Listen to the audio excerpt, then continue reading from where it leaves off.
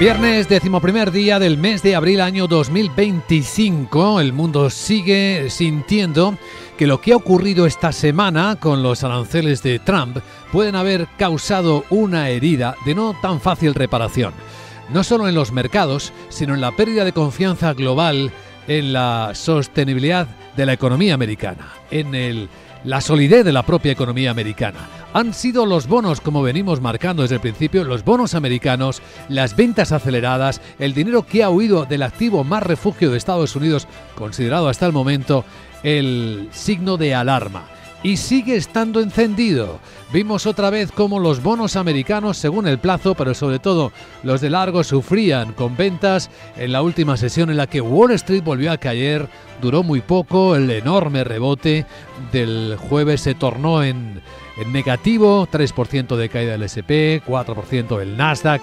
Y los futuros no lo traen nada claro. Vienen rebotando los americanos con bastante volatilidad. Ahora suben un poco más, 7 décimas, el S&P en 5.335. Los europeos vienen también con subidas este viernes, 8 décimas en 4.807, pensando que en algún momento esto debería estabilizarse.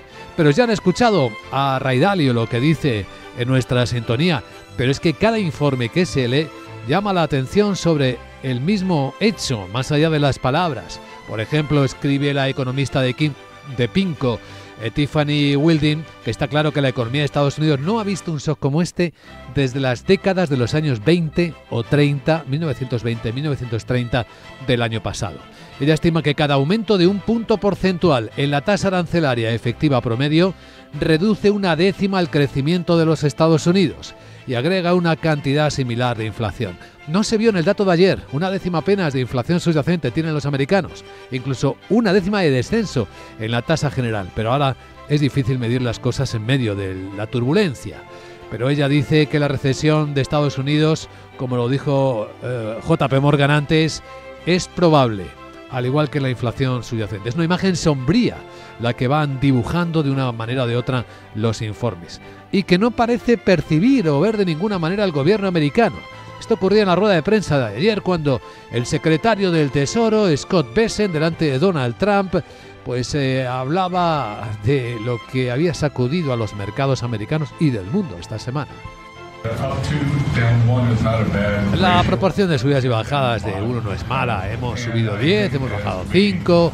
Creo que, como ya hemos comentado, a medida que avanzamos en la cola y llegamos a un acuerdo con estos países que nos ofrecerán sus mejores ofertas, llegaremos a un punto de gran certidumbre en los próximos 90 días en lo que respecta a los aranceles. Hoy hemos tenido buenas cifras de inflación. El petróleo ha bajado.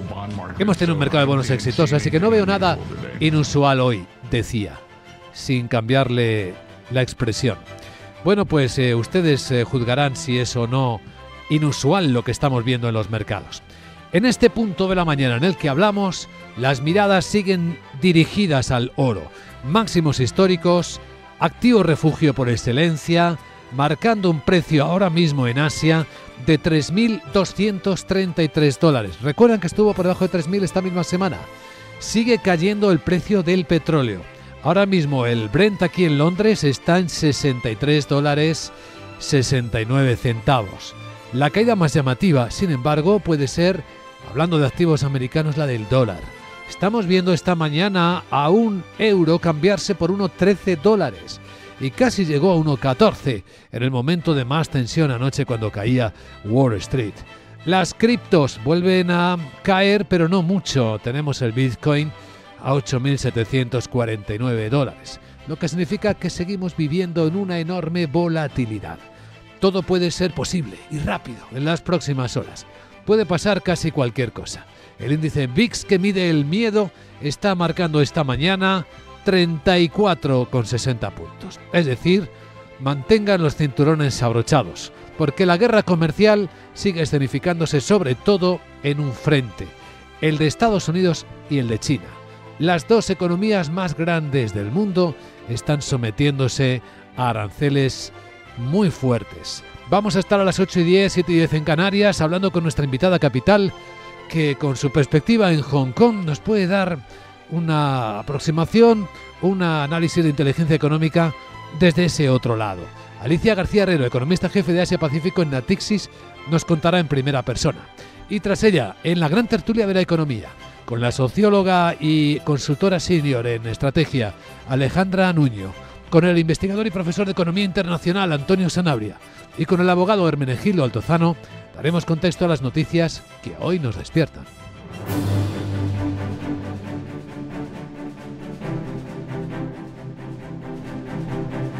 Porque si recogemos las palabras, esas que cambian rapidísimamente, las últimas de Donald Trump, aseguran que está muy cerca de llegar a un primer acuerdo comercial sobre los aranceles. Pero advierte de que no van a aceptar algo que no les beneficie. Han descartado ampliar la tregua arancelaria de 90 días, o sea, no descarta ampliar la tregua arancelaria de 90 días sobre la mayoría de sus socios comerciales, excepto con China, quien se los ha elevado al 145%. Eso sí, confía en que acabarán negociando algo muy beneficioso para ambas potencias tras hablar con el que denomina su amigo Xi Jinping. De todas formas, Trump, tras la nueva caída de los mercados, no descarta que tendrá un coste con los aranceles y que el país tendrá que pasar un periodo de transición. Eso sí, se muestra convencido de que al final todo irá bien. También ha destacado la pausa arancelaria que ha decretado la Unión Europea. Estamos viéndolo en un bloque en conjunto. Han sido muy duros, pero han sido muy inteligentes. Estaban listos para anunciar represalias y luego se enteraron de lo que hemos hecho respecto a China y a otros. Entonces ellos dijeron, ya sabes, vamos a contenernos un poco. Decidieron contenerse. Creo que han sido muy inteligentes. Mira, la Unión Europea es muy inteligente. Por su parte, el secretario del Tesoro Scott Bessent resta importancia a la volatilidad de los mercados provocada por la política arancelaria y dice que habrá gran certidumbre cuando finalicen las reuniones, pero el director del Consejo Económico Nacional, Kevin Hassett, admite que la subida en los rendimientos de la deuda motivó que hubiera algo más de urgencia a la hora de dar marcha atrás con los aranceles. Más referencias de la actualidad. Mirando a China, la Unión Europea está analizando la posibilidad de que se establezcan precios mínimos por acuerdo para los vehículos eléctricos que importa la Unión.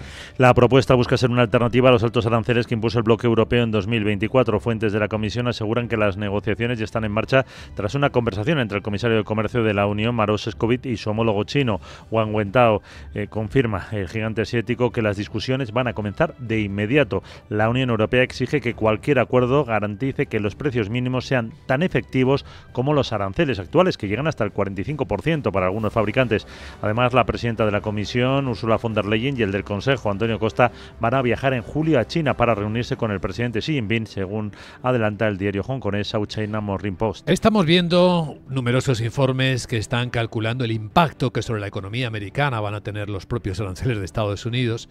Sobre la venta de automóviles, Goldman Sachs cree que se van a recortar en 800.000 unidades las que se van a vender este año en Estados Unidos. Esa cantidad es la que se pierde porque la firma explica en un informe a inversores que aumentarán el coste tanto de vehículos importados como de los fabricados en Estados Unidos hasta unos $4.000 y no cree que las marcas puedan pasar ese incremento a los consumidores, sobre todo por el debilitamiento de la demanda. Así rebaja su valoración a fabricantes como Ford o a proveedores como Lear o Visteon. General Motors ha anunciado además esta noche el despido de 200 trabajadores de su planta de Detroit dedicada a los vehículos eléctricos, y un análisis del Centro de Investigación Automotriz concluye que los aranceles aumentarán los costes en $100.000 millones para los fabricantes. Por su parte, el primer ministro de Canadá, Mark Carney, promete que infligirá el máximo dolor a Estados Unidos por los aranceles a los coches. Estamos protegiendo a nuestros trabajadores y empresas porque estamos utilizando cada dólar que recaudamos de esos aranceles de represalia, los usamos para proteger a nuestros trabajadores. Pero sobre todo, lo que estamos haciendo es construir un Canadá fuerte. Y es que ha aplicado el mismo arancel a los vehículos producidos en Estados Unidos y que no están incluidos en el TMEC, también a componentes no producidos en Norteamérica y que formen parte de los coches que se fabrican en Estados Unidos. ¿Qué veremos este viernes en Europa, en Varsovia, Polonia? El Eurogrupo, ministro de Economía y Finanzas de la zona euro, van a analizar el impacto económico de estos aranceles y la respuesta europea. Y lo harán tras las pausas anunciadas, pero también hablarán de las posibles vías para aumentar su gasto en defensa precisamente ante el cambio de rumbo de Washington con respecto a Ucrania. Los ministros de Economía y Finanzas del euro abordarán las posibles estrategias de respuesta, así como la coordinación de sus medidas nacionales en un espíritu más positivo que el esperado hace unos días. El tema clave de discusión será cómo usar esos 90 días para tener un acuerdo con Estados Unidos. El ministro de Economía, Carlos Cuerpo, espera que al final se pueda llegar a ese pacto. Es una puerta abierta a la negociación y esto es lo que habíamos estado pidiendo desde Europa y también desde España. Es un primer paso hacia poder llegar a un acuerdo y por lo tanto en ese sentido es bienvenido este paso. Lo que se está lanzando es un mensaje de mano tendida con esa suspensión durante 90 días de la implementación de las medidas que ya tenían que haber empezado a tener lugar. Los ministros debatirán ya mañana las posibles vías para financiar un aumento del gasto en defensa que permita a la Unión reducir su dependencia de Estados Unidos. Sobre la mesa, una propuesta para crear un fondo para financiar compras conjuntas de equipamientos, satélites, aviones o misiles, en el que podrían participar también países de fuera de la Unión, como Reino Unido o Noruega, según un plan que ha elaborado el Centro de Estudios Bruegel para específicamente este encuentro. Bueno, y hablando de encuentros y de hoy, uno importante, el que en Pekín, en China, está manteniendo el presidente del gobierno de España, Pedro Sánchez, con el líder chino Xi Jinping, con el presidente chino Xi Jinping. ¿De qué se está hablando? ¿Qué sabemos al respecto a esta hora, Miguel?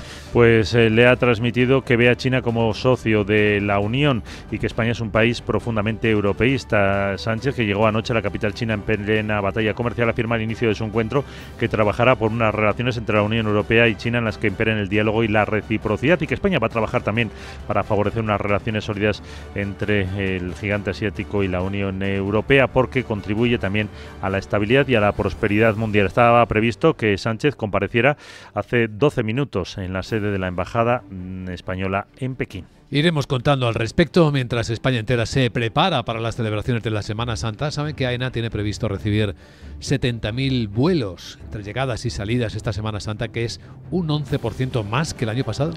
Algo menos de esa cifra de 25.500 son nacionales, lo que representa un aumento del 1,1%, pero hay casi 44.000 vuelos internacionales, un repunte del 25%. Todos los días se van a superar los 6.000. Los principales aeropuertos van a ver incrementadas sus cifras: Barajas, el Prat en Barcelona, el Palma de Mallorca o el de Málaga, Costa del Sol. Va a bajar el de Gran Canaria, algo más del 5,5% por el efecto calendario de esta Semana Santa, que cae en abril en vez de en marzo.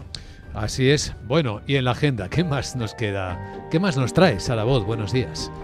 Muy buenos días, Luis Vicente. Te recuerdo, como ha hecho tu body, sí, que es viernes, y te cuento que los primeros datos llegarán de Reino Unido, donde se publica el Producto Interior Bruto, la producción industrial, la manufacturera y la balanza comercial de febrero. En Alemania y España se conocerá el IPC definitivo de marzo. Italia emite deuda con varios vencimientos. Además, la presidenta del Banco Central Europeo, Christine Lagarde, participará en la reunión del Eurogrupo en Varsovia. Al cierre del mercado, Fitch revisa el rating soberano de España y Moody's el de Francia. En Estados Unidos se publica el índice de precios industriales y la confianza del consumidor de la Universidad de Michigan de abril. Entonces, te pregunto, ¿qué? ¿Dará miedito si nos bajan la nota esta tarde los señores esos de Fitch? La verdad que me has dado miedito diciendo que es un delito eso de decir que hay que comprar. Exacto. A ver si me van a meter en una celda y allí no tengo el spa de lubricante.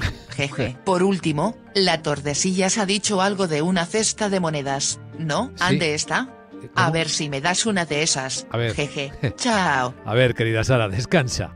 Vamos a adelantar ya a nuestros oyentes cómo vienen los mercados de Europa este viernes, por dónde va la agitación y quiénes esperamos sean los protagonistas del día. Capital, la bolsa y la vida, con Luis Vicente Muñoz.